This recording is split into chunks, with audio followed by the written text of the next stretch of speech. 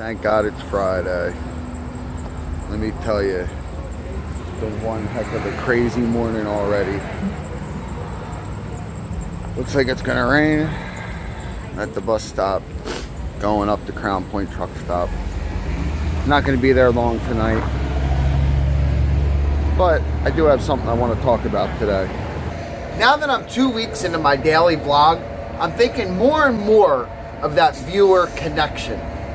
And really, this has been on my mind lately for more than the 2 weeks that I've been doing the daily vlog.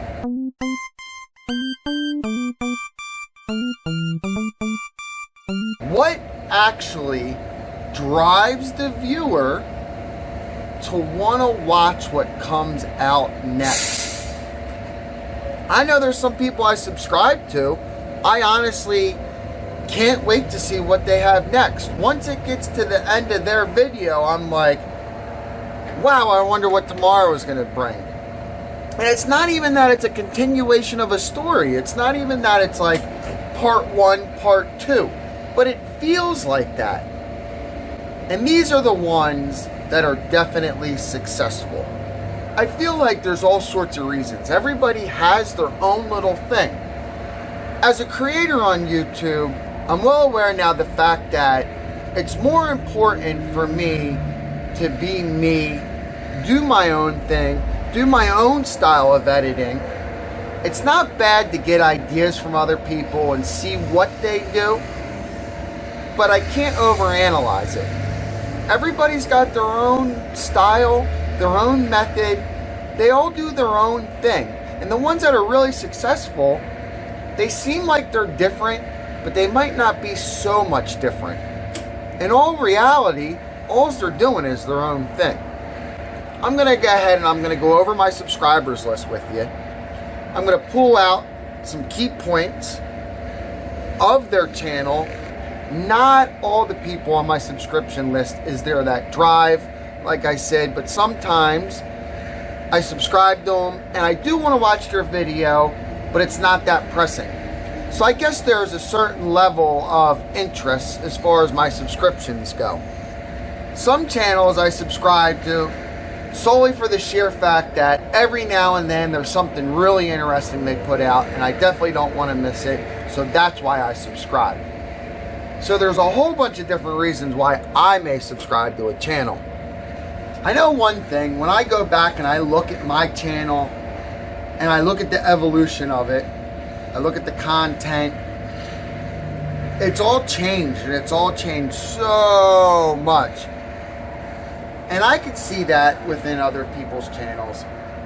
For the most part, for the channels that slowly gain subscribers or just gain subscribers in general, they have change in their channel. They have lots of change in their channel. So it's not necessarily a bad thing. It's just the evolution of their channel. Some people get lucky and they'll be doing their thing and they get a viral video and they get that exposure and then wham. But I think you need that. I think that's all part of YouTube. Getting matched up. So did you ever wonder what the YouTuber watches that you watch? That's what I'm going to go over today. I'm going to let you guys know what I watch. Just out of curiosity, I want to know if there's any commons between what I watch and what you guys watch, because you guys are watching me. So one of the first ones that I pretty much enjoy every time he puts out a video, and I can't wait until he puts out the next one. After Prison Show. This is a guy that got out of prison and he had an aspiration to do YouTube, got on it right out of prison, and was doing it. He was doing it for a while until he actually became popular, like real popular. When I found him, he only had a few thousand subscribers. And I mean, heck, he's got a lot now. He's in the hundreds of thousands. So what's the drive there to keep watching this guy? It's interesting. It's a life that I don't know about. That's the only way I could describe it when I think about it. I don't know about what after prison life could be like. And I understand it could be hard. So of course it's definitely easy to fuck up. But think about it. It's not that easy to do what he's doing. He did get a job. He did the YouTube thing. Then he was able to support himself and quit the job and just do YouTube. But he's got it. He's got it. He understands how it works. He keeps up the variety. There's a couple times where I thought about his future, which is really weird, I guess, I know. But I was thinking, how much content is he going to be able to keep providing? How many stories is he going to have? And you know what? My best advice to him is just roll with it. Go and go through the evolution like everybody else does. I'm sure he thinks about it. Kid behind the camera. Kid behind the camera's popularity grew from Angry Grandpa. I'm sure a lot of you that watch YouTube know who the Angry Grandpa show is and what it's all about. It's all about him getting his dad mad and videotaping it. He is pretty ridiculous. He does have an anger issue. And I'm sure a lot of it that comes out is for YouTube purposes.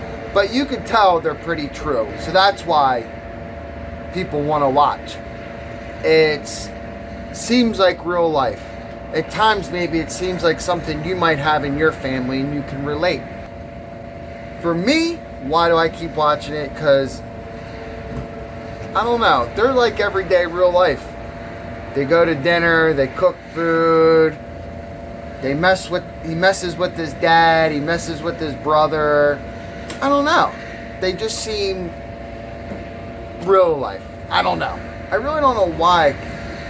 I'm not always so pressed to keep watching him, but he's one of the ones that I definitely don't want to miss what he's got to say, or miss his vlog, not necessarily what he has to say. He's not necessarily somebody that has a bunch of stuff to say that you're like, oh, I can't wait to hear him. McJuggernuggets. McJuggernuggets is brilliant. There was nothing real about what he was doing. He had an angry dad that was breaking stuff and all, but it was all acting. So he had a psycho series is what they call it now, but throughout that whole thing, it would make you want to watch more. Like, what's dad going to do next? I don't know how much he thought about sustainability after. There was a point where the fake life had to come to an end, and he's ended it, and he created a vlog, and now he's doing some acting skits and all again on YouTube, and it's just interesting. Plus the fact that he's from New Jersey. Philip DeFranco, he's an old. I remember him from a while back, we'll put it that way. He basically has his own little news thing he did. And, you know, and he puts his comments in on it and all. It's a different type of news. I mean, you get to hear the news, but you get to hear about this guy putting his comments in on the news. You definitely want to see what he has to say every day. Steven Suptic comes from SourceFed. SourceFed is a company that Philip DeFranco started and then was bought out by another company, then by another company, and now they're out of business. But that just goes to show the possibilities of YouTube. Another way you can make money. Philip DeFranco created a business, built it up, and then sold it. And really, that's any entrepreneur, that's what they're going to be doing. So, whatever he comes up with next might seem small, but it's definitely bigger and it's definitely badder. Lao Y86. Lao Y86 is another unique YouTuber. He's from the United States. He lives in China. He married a woman that's Chinese. And he vlogs every day. Vlogs about his Chinese life. Nothing special going on. But it's different for people. Like, I want to watch because I don't know China. He knows China. So he brings my world to him. And I get to experience China. Lao Y86 is a prime example of an alternative source of entertainment on YouTube. You know, it's not for like the Travel Channel, or it's not for a resort destination. This is a true life, real dude showing you his life in China. Going along with Lao Y86 is another guy called Serpent Za, or Serpent, it's Serpent ZA, Serpent Za, Serpenza. I guess if you say it quick, it's Serpenza. He was around before Lao Y86. Those two have since collaborated. They each have their own vlog. Those two get together 3 times a week. They upload a video, and it's both of them putting their projects together, their ideas together, their work together, and coming out with one show. So on top of their daily vlog, they also do ADV China. And on top of that, I know for a fact Lao Y86, his wife has a vlog too, Vivi. It's called Vivian, that's her vlog. And she just talks about her life in China. And then she'll come up with different topics, you know. I just kind of like how I've been doing. Just things have been coming up. I haven't planned anything. Now, if you guys have any ideas about anything, any topics, shoot, put the topic below. I'll consider it. I could definitely use ideas. If there's anybody out there that has a YouTube channel and would like to collaborate, please feel free to hit me up and we'll get together. So let me take a look at this list. Let me see what else I got on here.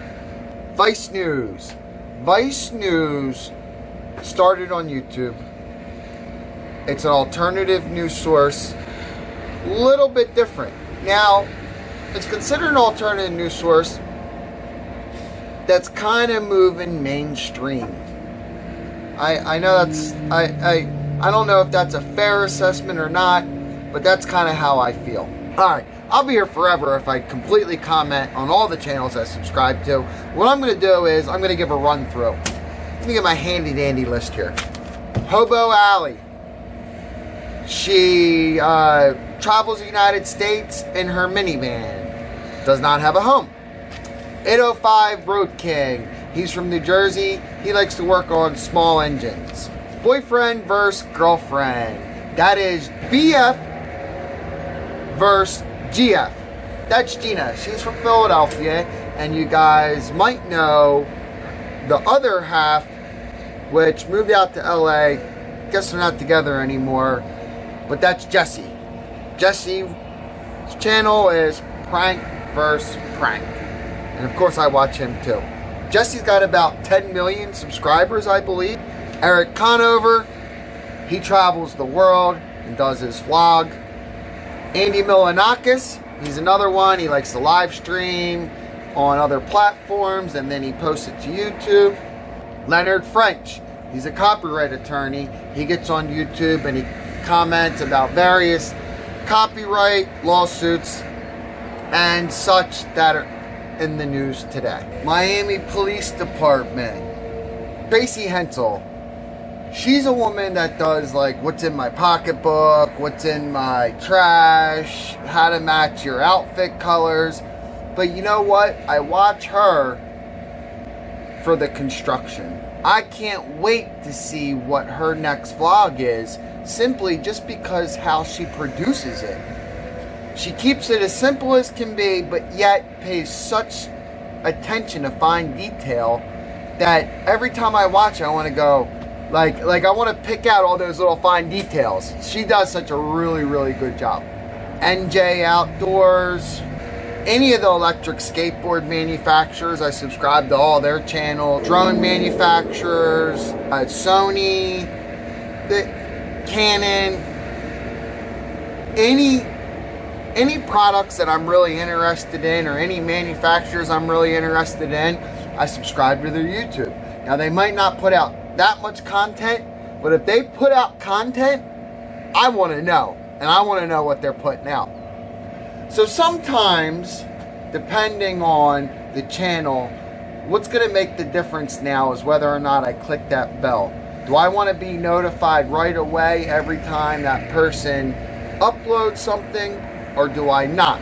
And that kind of helps put them on that scale. I think YouTube had realized that people have like a scale of how they view people, and they're giving them that option now. So now that we're on that subject, go to where it says subscribe. I know some of you might already be subscribed, but if you want to see every time I make my upload and you don't want to miss it, you have to hit that bell.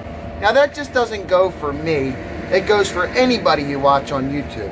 Now you guys know who I watch on YouTube.